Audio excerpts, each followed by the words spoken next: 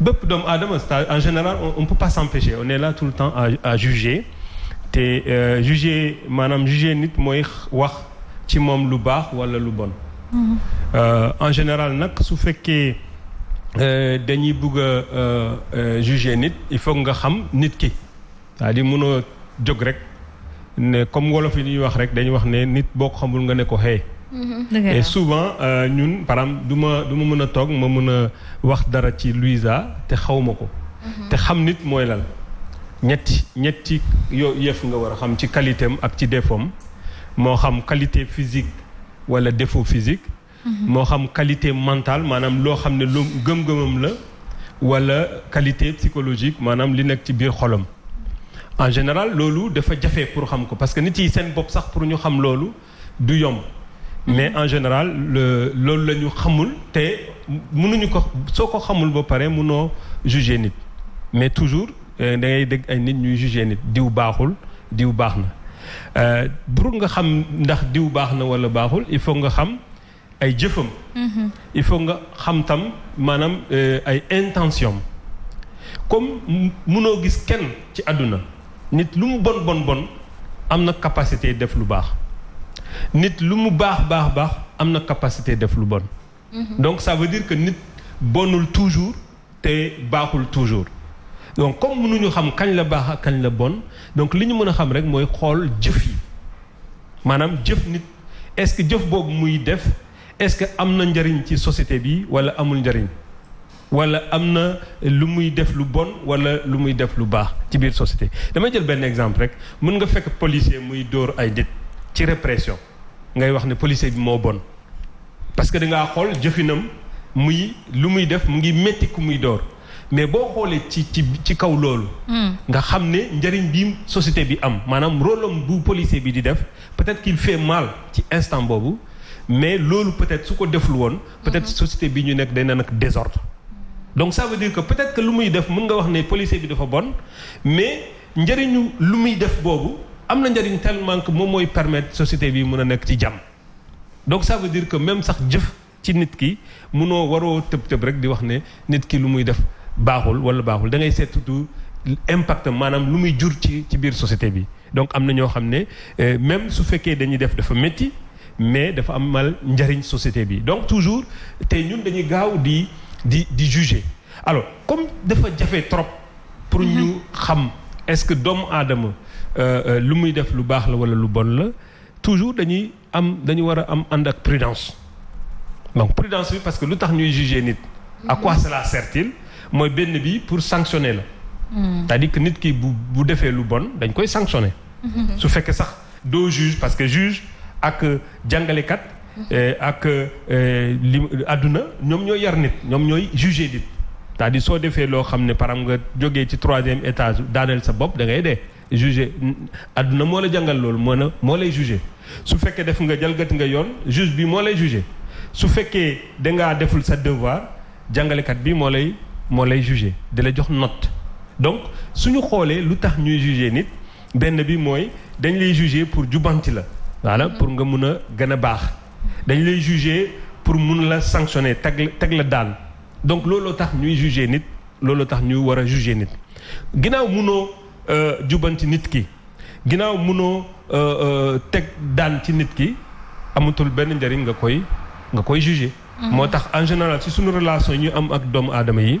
dañuy war a tere suñu bopp ñu leen wax ñu leen traité ne ay nit yu bon lañu wala ay nit yu baax lañu li ñu mën a wax rek mooy sa jëf bi neexuma wala sa jëf bi neex na ma te man toujours li may wax sama étudiants yi mooy il faut être positif dans la vie positif mooy boo xamee lu baax ci nit nga seede ko boo xamee lu bon nga noppi dem sa yoon nekku ci parce que yàlla mun na ko juger suba te bu defee loo xam ne du noonu àdduna dina ko yar wala su jalgati yoon juge yi ak policiers yi ñu ngi fii pour teg ko ci loxo mais ñu bañ a consacrer sunu temps yëpp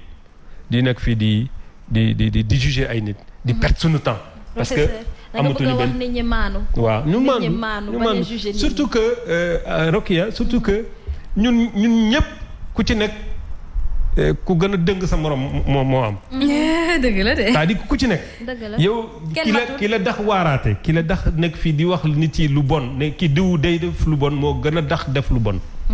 parce que ñu ñoo doomu aadama moo mel noonu amul benn doomu aadama buy wax ne man du ma def lu bon donc comme ñun ku ci nekk setul. kenn setul ci ñoon donc dañuy war a bàyyi dañuy war a gën a modeste. dañuy war a xam ne suñu mënee def dara pour que nit yi ñu mën a changer ñu mën a soppeeku ñu def ko ngir yàlla mais waruñu toog fi rek di passer suñu temps di jëw nit di xas nit. ak ñu bëri na ñoo xamante ni loolu rek lañ mën. surtout boo demee ci internet. ci yenn sites yi nga xam ne ils passent tout leur temps mais des fois nag gars yi dañ koy def pour retaan. da ngay jékki-jékki rek ñu gis ñu wone nataal Binta ñu ko kenn jógee foofu rek def benn commentaire pour déconner rek. mais loolu peut-être que ginnaaw loolu déconnage yooyu day méttiloo nit ki. comme wax lu bon day yee fitna. wax lu bon moo gën wax lu baax moo gën wax lu bon. des professeurs fii dafa mel ni ñun bu fekkee dañuy wax dañuy njëkkee ci ñun ñi nga xamante ni ñun ñooy ndaw réew mi. dañuy on a perdu le sens du discernement entre constater donner juste li nga xamante ni mooy constater et faire constater dañ koy boole ak suñu jugement propre. et c'est d'où vient le plus grand des problèmes. parce qu'en jugeant les autres on s'oublie soi-même. moi je préfère me juger moi-même. au moins je sais que maa ngi defaraat sama jukko xool lu bon ak lu baax ci man ndax nit ku nekk comme ni nga ko waxee am na lu bon li ne ca moom ak lu baax lu ne ci moom li gën nag mooy mu toog saytul boppam jàngat boppam ngir raw boppam. Il faut pas qu'on soit en éternelle concurrence avec les autres mais on doit l'être avec soi-même et justement loolu dina indi mandu boobu ngay wax dina indi ñàkk worma doomu aadama boobu te nag du tere benn yoon nga gis big bi daa bleu nga ne bleu la loolu mooy arrivé souvent homme politique yi boo nekkee opposition ki nekk pouvoir lu mu def rek nga ne baaxul te yow boo nekkaatee pouvoir li nga daan wax ne baaxul loolu ngay ñëw a defaat. parce que toogu ñu jàngat seen bopp moo tax alors que su fekkoon da nga mandu woon lu bari du la ci fekke mais politiciens yi ci bari loolu mooy seen problème bu ñu nekkee opposition rek ñi nekk ci pouvoir lépp lu ñu def baaxul te bu ñu eggee pouvoir li ñu doon wax ne baaxul loolu la ñu defaat. te professeur am na sax ku ne tey ci suba rek sama xarit boobu Dame Diop moom taximan bu baax la nee na tubaab dañu rombeen tubaab rek ñu ne ndeysaan kii dëkk na fii lu toll ni at mosuñu leen gis ma ne leen tubaab dafa mandu boobu mooy indi muy saytu boppam te kuy wéet ak sa bopp rek bu yàggee di nga jëmmantal dara pour sa bopp raw kon nag dafay baax roxeya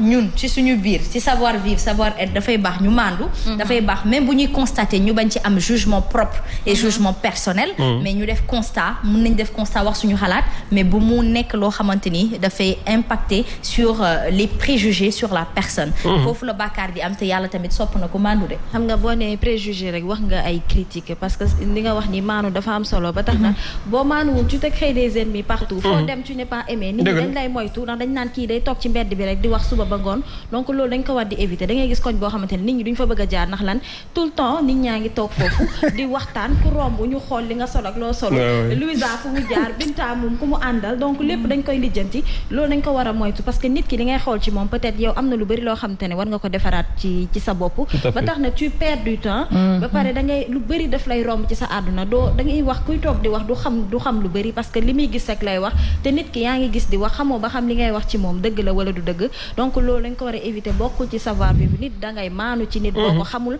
ba tax na critique boo koy def ci nit bu fekkente ne dangaa bëgg am benn remarque boo ko def nga woo ko parce que nit ñi dañuy wax te du nga xam parfois fa ñuy waxee da nga toog ci biiri nit di wax loo xamante ne peut-être li ngay wax ci nit ki peut-être critique bi nga xamante ne sax moom boo ko defee war na mën a defaraat boppam nga wax ko foo xamante ne peut-être du ko neex donc loolu aussi il faut que ñu si bàyyi dans le développement personnel Louisa Diandi tey jii nii nit ñi war nañoo bàyyi critiquer de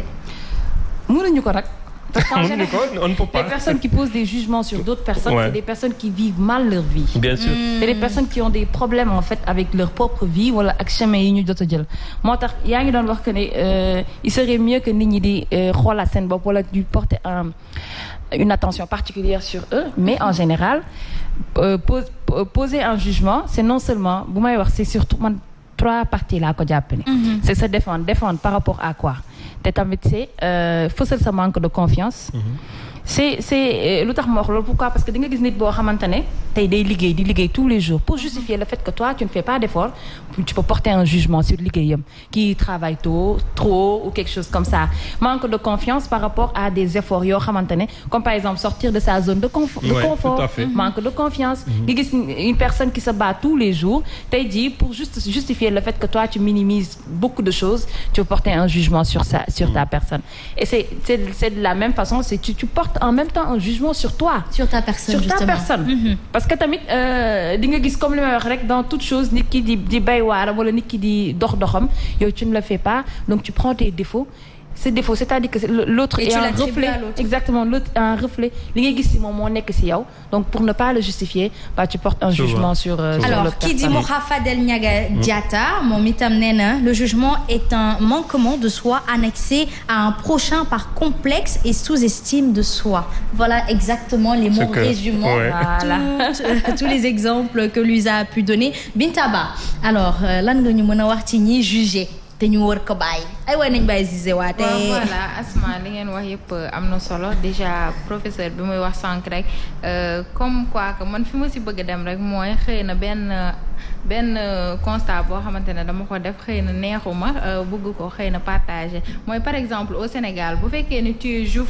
Juuf lii da nga am ay lex bu ñu lay tudd sax souvent xamuñu sa tur dañ naan borom lex yi bu fekkee da nga am nopp yu gudd dañ naan borom nopp yi dañ lay caricaturer donc nekk na ay petites choses yoo xamante ne peut-être day échapper vigilance wala c'est pas méchant mais au fond dina gaañ nit ki te duñ ko xam donc voilà mën nañ émettre des critiques ak objectivité xëy na ça ne va pas de pair mais am façon buñ la koy waxee ba nga xamante ne la prochaine fois xëy na boo ciy bàyyi xel sax du nekk niñ la ko waxee frustré na la wala laal na la. surtout que li nga wax c'est très important c'est-à-dire que comme dama ne booy juger nit pour mu gën a baax wala ok d'accord. allons-y. voilà pour mu gën a baax. wala pour nga teg ci daan. koo xam ne melokaanam la physiquement trait de caractère. loolu xas lay doon loo koy non c'est-à-dire soxor la c'est-à-dire koo xam ne noo koy critiquer mënul changer boppam parce que yàlla noonu la ko bindee. wala benn accident moo ko ci dal loolu loo ko ci juger. c'est-à-dire loolu soxor la loo xam ne da nga koy wax te du faj dara. loolu soxor la. amul luñ koy waxee et justement looloo tax en général day yee fitna parce que dañuy laal l'identité la blessure de la personne. da nga koy wax loo xam ne dana ko métti lool. ba tax ne moom il sort de ses gongs. Justement, il faut éviter ça. C'est à éviter. Il faut éviter. Donc on ne doit pas juger les autres. Surtout les caractères physiques, les caractères mentaux, les caractères, les qualités, tout ça, il faut laisser. Par contre, rien ne t'empêche de dire quand une personne bu defee lu baax nga koy wax lii lu rafet la comme ça keneen koo xam ne day def